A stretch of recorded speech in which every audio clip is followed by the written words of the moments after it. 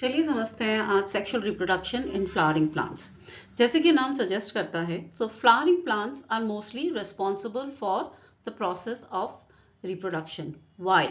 Because उनका जो colourful looks होता है और उसमें जो फ्लावर्स होते हैं, those attracts lot of birds for pollination. So nature ने ऐसे बनाया है कि all those plants which are primarily undergoing sexual reproduction to propagate, उनके कलर्स कलरफुल होते हैं, फ्लावर्स बहुत कलरफुल होते हैं, and they undergo the process of sexual reproduction besides their vegetative role.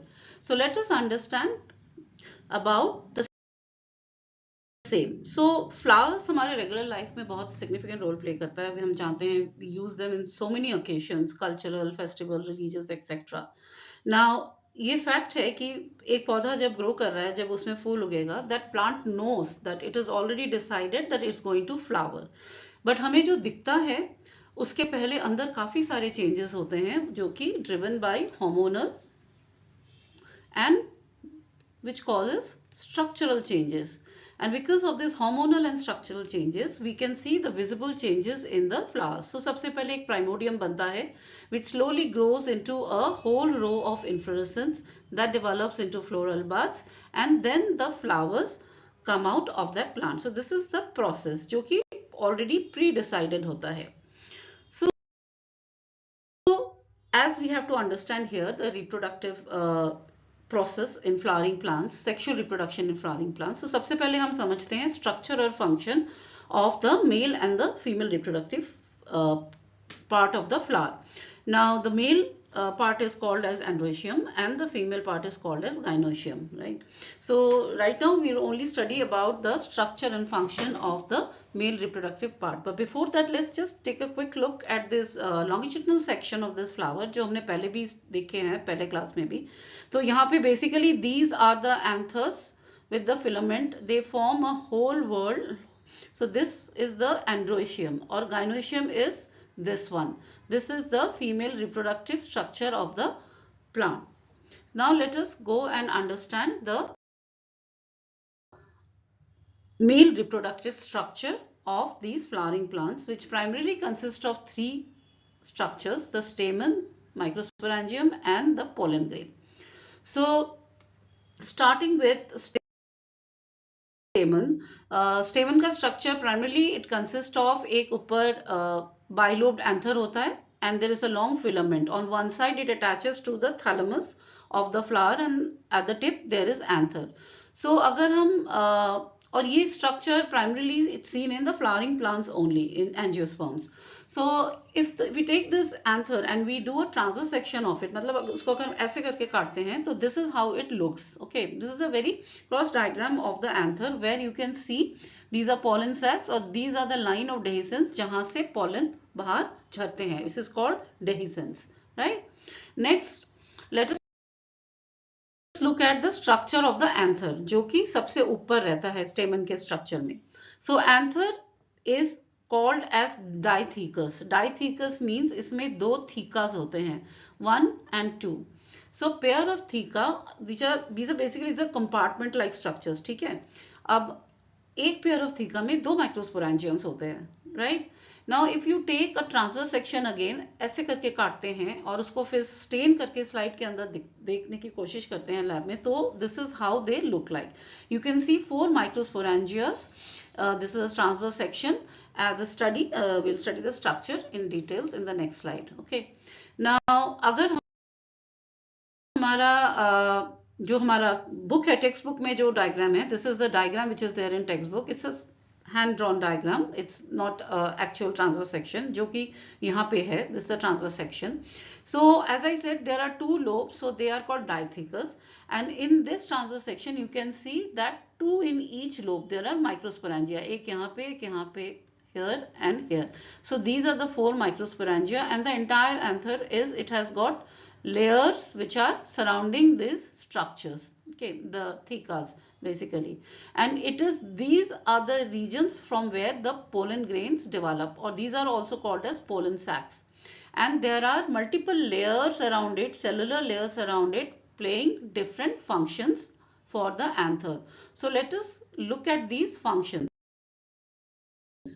अगर हम इसी का एक रियल सेक्शन देखते हैं माइक्रोस्कोप के अंदर, so it looks somewhat like this. This is a stained section of microsporangia where you can see the outermost layer epidermis, then comes the layer endothecium, then middle layers, then comes tapetum, और उसके अंदर रहते हैं microspore mother cells. So obviously when these structures are there, they are performing some function, right? So the outermost layer is called epidermis. Its main function is protection from outside. बाहर की तरफ से protect करता है. Then comes endothecium. Endothecium is the layer which forms the line of dehiscence, जो पहले एक structure में आपको दिखाया हमने. So यहाँ से dehiscence होता है, यानी pollens झड़ते हैं. So this endothelium starts breaking away when it is time for pollens to come out. These are the middle layers. The middle layers are also playing protective function.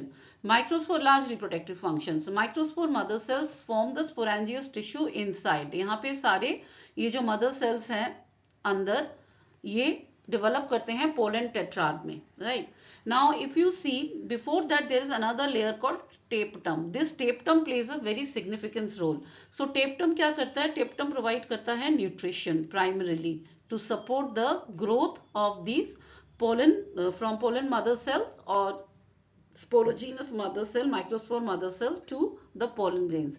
And these tapetal cells, you can't see it here, but अगर आप ये stain slide देखते हैं, यहाँ पे देखिए सारे ये जो cells ने stain पिक किया है, हर एक में more than one nuclei are there. So these are binucleate. Binucleate यानी कि इन cells में जो है आपका karyokinesis होता है. Karyokinesis means the division of the nucleus but not of the cytoplasm. Cytokinosis नहीं होता है. So that's how they are binucleate nucleus, binucleate cells, the tapetum. Now what is microsporogenesis? Basically the process of formation of this tetrad pollen grains inside the pollen sac from the pollen mother cell or the microspore mother cells is known as microsporogenesis. So अंदर ये ऐसे tetrad बनते हैं and this is how one tetrad looks like, right? So one tetrad means there are 4 haploid cells in it. So let us look at the process of microsporogenesis. How is it happening? So अगर हम ये देखते हैं slide, इसमें जो स्पोरेंजियस tissue होते हैं microsporangium में, हर cell every cell has the potential to grow into a microspore mother cell. So it will grow into a microspore mother cell which is 2n. Okay. Now how does it become a tetrad? Obviously it will have to undergo meiotic division. So जब वो meiotic division undergo करता है तो उसमें फिर haploid हो जाता है cell. Right. So microsporogenesis is basically this process of meiotic division which gives rise to 4 tetrad, the tetrad microspore. Now how does it mature into a pollen grain which is ready to fall out and go and fertilize through the process of pollination, right? So ये जो maturation process है, इसमें क्या होता है कि पूरा जो tetrad होता है वो dehydrate करता है. Dehydrate means it keeps on losing water till it becomes such that they separate from each other. So her tetrad में से हर pollen grain अलग हो जाता है. अलग होने के बाद यहाँ से ये झड़ता है. This is the endothecium as I showed in the previous slide. यहाँ से ये break करके झड़ जाते हैं नीचे. Now let us look at the structure of pollen grain. Now pollen grain कैसे दिखता है? So this is a hand drawn diagram. This shows that the pollen grain, it has an approximate size of आपका ये जो है size 25 to 50 micron, right? And इसका बाहर का जो layer है इसको कहते हैं exine. The outermost layer is called exine. ये वाला layer है, this is called exine. Now exine is made up of a substance called sporopollenin. Sporopollenin is a substance which is protective function play करता है. It's highly resistant to even strong acids, high temperature. In fact, there is nothing that can break it and damage the pollen. Basically, it's a strong protective layer. और इसी layer में when the exine is absent, there is a pore-like structure which is called germ pore. So exine is absent means यहाँ पे sporopollenin नहीं है. That is the portion where a germ pore is formed. So function of germ pore क्या है? Germ pore के अंदर से pollen tube निकलता है, right? Innermost layer is relatively thinner and is made up of cellulose and pectin. Okay, cellulose और pectin से बना होता है inner layer, that is the intine. Okay, this is called intine. And intine, say basically the pollen tube is formed from the intine which comes out of this germ pore at the time of pollination. Plus इस cell में आपका है all structures like cytoplasm and plasma membrane. This is the cell in total, how it is looking and what are the main structures. Now let us look at the structure a little more detail. The inside of the pollen grain, what all are there? There are two primary kind of cells in pollen grain. If you see this diagram in your book, it shows a vegetative and a generative cell. So what happens basically, the vegetative cell is the large cell. ये जो पूरा cell है ये vegetative cell है और इसके अंदर रहता है ये वाला generative cell अंदर जो है. So the vegetative cell is obviously larger. It has everything, cytoplasm and a nucleus and vacuoles, everything is there like a regular cell. Okay, but जो generative cell है, it's much smaller in size, it's spindle shaped. Okay, and nucleus भी तुम्हारा जो है छोटा सा है compared to that of the vegetative cell. Or this, it keeps on floating in the cytoplasm of the entire vegetative cell. So जब dehiscence होता है, जब पोलन ग्रेन्स झड़ते हैं, उस वक्त कुछ सेल्स, ये जो पोलन ग्रेन्स के हैं, ये 2 सेल स्टेज में झड़ते हैं, कुछ 3 सेल स्टेज में झड़ते हैं. Now let us understand what do we mean by that.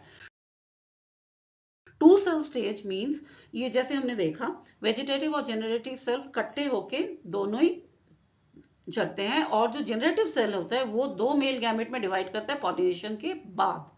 Whereas 3 cell stage means झड़ने से पहले ही generative cell जो है it gives rise to 2 male gametes. So 2 male gametes पहले ही बन जाते हैं वो झड़ने से पहले ही. That is seen in Liliaceae and Orchidaceae. But ज़्यादातर 2 cell stage में झड़ते हैं plants. Pollens.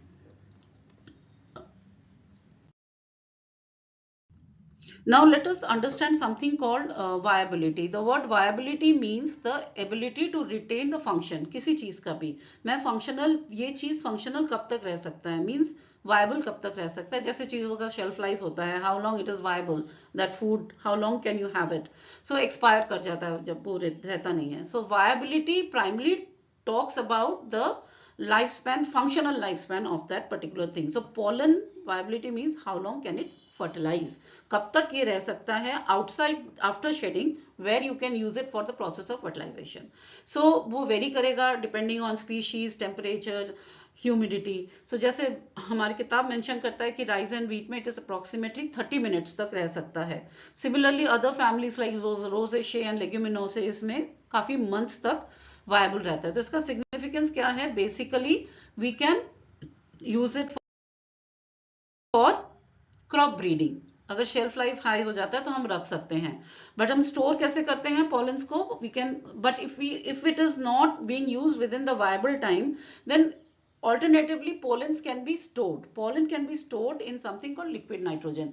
Liquid nitrogen research labs वगैरह में use होता है काफी to store and preserve organic materials. और हर storage का temperature requirement अलग होता है. So pollen का है -196 degree Celsius. So all these storage and etc are done for the process of crop breeding. जैसे seed banks होते हैं, pollen banks भी होते हैं.